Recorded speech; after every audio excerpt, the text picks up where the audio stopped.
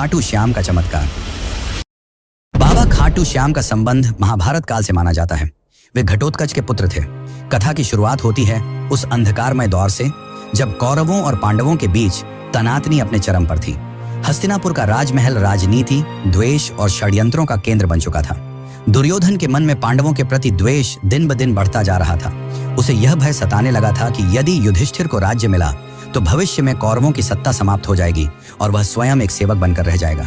इसी भय और ईर्ष्या ने उसे एक भयावह योजना बनाने को प्रेरित किया, पांडवों को समाप्त कर देने की योजना।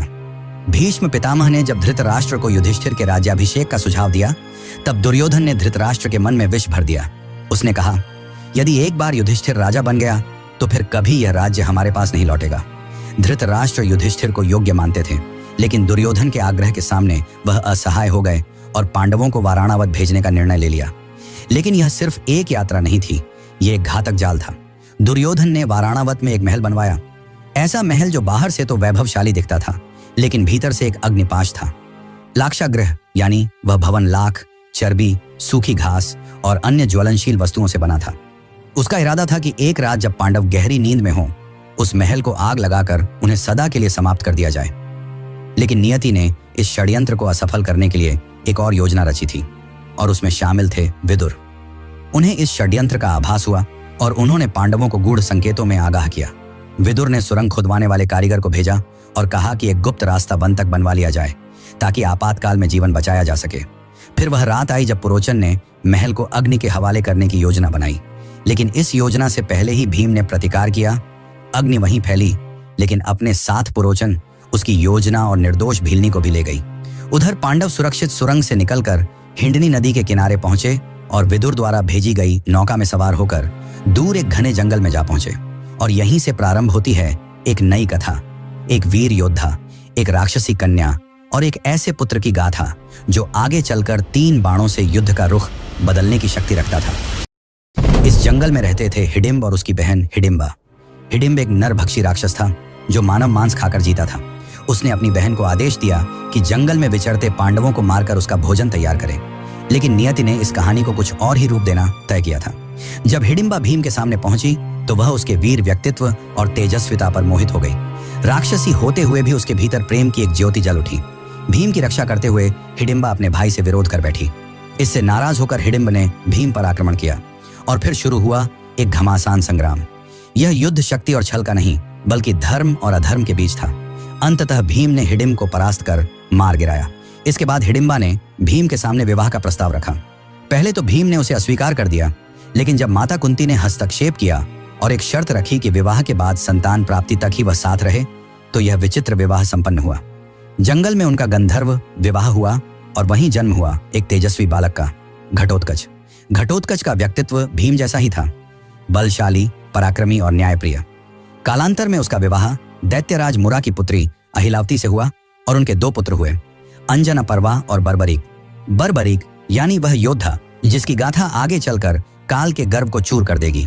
वह बालक जिसने बाल्यकाल में ही शिव की तपस्या की और उनसे 3 अमोघ बाणों का वरदान पाया, और यह वही 3 बाण थे जिनसे वह किसी भी युद्ध में संपूर्ण सेना का अंत कर सकता था, मात्र 3 बाणों से। लेकिन उसकी वीरता से भी अधिक अद्भुत थी उसकी सत्यनिष्ठा। अपनी माता से किए एक वचन ने उसे एक ऐसे मार्ग पर ला खड़ा किया जहां से इतिहास की धारा मुड़ गई। वह वचन था, मैं सदा हारे की ओर से युद्ध करूंगा। और यहीं से प्रारंभ होता है खाटू श्याम बनने की ओर उसका अंतिम सफर। घटोत्कच और अहिलावती का वह तेजस्वी पुत्र बर्बरीक बचपन से ही असाधारण प्रतिभा का धनी था। उसकी आंखों में वीरता की चमक थी और हृदय में धर्म की लौ। वह युद्ध विद्या, अस्त्र शस्त्र, नीति और तपस्या में अपराजय था। लेकिन उसकी सबसे बड़ी शक्ति थी उसकी आस्था। जब वह थोड़ा बड़ा हुआ, उसकी माता अहिलावती ने उसे एक दिव्य उद्देश्य के लिए तैयार किया। उन्होंने उसे भगवान शिव की कठोर तपस्या करने को प्रेरित किया। बर्बरीक ने तप की आग में अपने शरीर को तपाया और उसकी भक्ति से प्रसन्न होकर महादेव ने उसे 3 अमोघ बाणों का वरदान दिया। ये बाण कोई साधारण बाण नहीं थे। ये बाण ऐसे थे कि एक से लक्ष्य को चिह्नित किया जा सकता था, दूसरे से उसका संहार और तीसरे से उसे वापस बुलाया जा सकता था। कहा जाता है कि मात्र इन 3 बाणों से वह समस्त पृथ्वी की सेनाओं का अंत कर सकता था। समय बीतता गया और युद्ध का वह क्षण समीप आ गया जिसे महाभारत के नाम से जाना जाता है। कुरुक्षेत्र की भूमि पर धर्म और अधर्म आमने सामने थे। सभी योद्धा एकत्र हो चुके थे। उसी समय बर्बरीक ने युद्ध भूमि में जाने का निश्चय किया। वह युद्ध में भाग लेना चाहता था क्योंकि उसका हृदय न्याय के लिए धड़कता था, परंतु उसकी मां से लिया गया वचन अब उसके रास्ते में खड़ा था।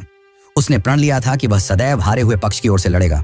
कुरुक्षेत्र जाते हुए जब वह अपने नीले रंग के घोड़े पर सवार होकर चला तो मार्ग में एक ब्राह्मण ने उसका रास्ता रोक लेता है, लेकिन वह कोई साधारण ब्राह्मण नहीं था। वह स्वयं भगवान श्री कृष्ण थे जो उसकी शक्ति और उसके निर्णय की परीक्षा लेना चाहते थे। कृष्ण ने मुस्कुराकर पूछा, वत्स, तुम कहां जा रहे हो? बर्बरीक ने उत्तर दिया, हे ब्राह्मण, मैं महाभारत के युद्ध में जा रहा हूं। मेरा कर्तव्य है कि मैं उस पक्ष के लिए युद्ध करूं जो हार रहा हो। कृष्ण ने उसकी वीरता पर संदेह नहीं किया, लेकिन उसके निर्णय से उत्पन्न होने वाले परिणामों की गहराई को समझाना आवश्यक था। उन्होंने पूछा, यदि तुम केवल हारे हुए पक्ष की ओर से लड़ोगे तो युद्ध का क्या होगा? बर्बरीक ने गंभीरता से उत्तर दिया, जहां हार होगी मैं वहां जाऊंगा और जिस ओर मैं जाऊंगा वह जीत जाएगी। यह सुनकर श्री कृष्ण का हृदय कांप उठा। उन्हें स्पष्ट हो गया कि यदि बर्बरीक युद्ध भूमि में उतर गया तो युद्ध का संतुलन टूट जाएगा। धर्म और अधर्म की रेखाएं धुंधली हो जाएंगी। पांडवों की विजय असंभव हो सकती थी। तभी उन्होंने बर्बरीक की परीक्षा ली। उन्होंने एक वृक्ष की ओर इशारा करते हुए कहा, अगर तुम इतने पराक्रमी हो तो इन पत्तों को एक बाण से भेद कर दिखाओ। बर्बरीक ने ध्यान लगाकर अपना पहला बाण चलाया और वह बाण वृक्ष के हर पत्ते को छेदने निकल पड़ा, लेकिन एक पत्ता बच गया जो श्री कृष्ण ने अपने चरणों तले छुपा लिया था। बाण हवा में घूम रहा था, खोज रहा था और अंत में श्री कृष्ण के चरणों के पास रुक गया। तब बर्बरीक ने बड़े विनम्र भाव से कहा, हे ब्राह्मण, कृपया अपना चरण हटा लें, वरना यह बाण आपको घायल कर देगा। श्री कृष्ण मुस्कुराए। उन्हें उस क्षण वह विराट पुरुष दिखाई दिया जिसमें वीरता और विनम्रता दोनों का अद्भुत मेल था। अब समय था अंतिम परीक्षा का। कृष्ण बोले, हे वीर, क्या तुम मुझे एक दान दे सकते हो? बर्बरीक ने बिना झिझक कहा, हे ब्राह्मण, जो भी मांगेंगे मैं अर्पित करूंगा। तब श्री कृष्ण ने कहा, मैं तुमसे तुम्हारा शीश मांगता हूं। क्षण भर को सन्नाटा छा गया, लेकिन न तो बर्बरीक भयभीत हुआ न विचलित।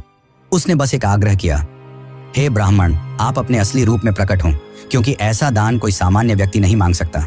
तभी श्री कृष्ण ने अपना विराट स्वरूप प्रकट किया, चतुर्भुज, पीतांबरधारी, सुदर्शनधारी, चंद्रवदन श्रीहरि के रूप में। बर्बरीक ने हाथ जोड़ ली। उसे अब स्पष्ट हो गया कि यह कोई साधारण युद्ध नहीं, बल्कि धर्म और अधर्म की अंतिम परीक्षा है। तब श्री कृष्ण ने कहा, हे वीर, तुम्हारा बल, तुम्हारा त्याग और तुम्हारी भक्ति इस युग को दिशा देंगे। मैं चाहता हूं कि तुम युद्ध भूमि में दर्शक बनो। मैं तुम्हारे शीश को अमृत से स्नान कराऊंगा। तुम पूरे युद्ध को देखोगे और न्याय के आधार पर निर्णय दोगे। और सुनो, कल युग में जब धर्म क्षीण होगा तब लोग तुम्हें हारे का सहारा कहकर याद करेंगे। वे तुम्हारे सिर की पूजा करेंगे क्योंकि उसमें मेरा अंश रहेगा। तुम्हारा नाम होगा श्याम और तुम मेरे ही रूप में पूजे जाओगे। श्री कृष्ण ने अपने हाथों से उसका शीश लिया और उसे युद्ध भूमि की एक ऊंची पहाड़ी पर स्थापित किया, जहां से उसने महाभारत का संपूर्ण युद्ध देखा, न्याय की दृष्टि से, बिना किसी पक्षपात के। और इस प्रकार जन्म हुआ खाटू श्याम का। तो इस वीडियो को एक प्यारा सा लाइक जरूर दीजिए और कमेंट में जय श्री श्याम लिखकर अपने भाव प्रकट कीजिए।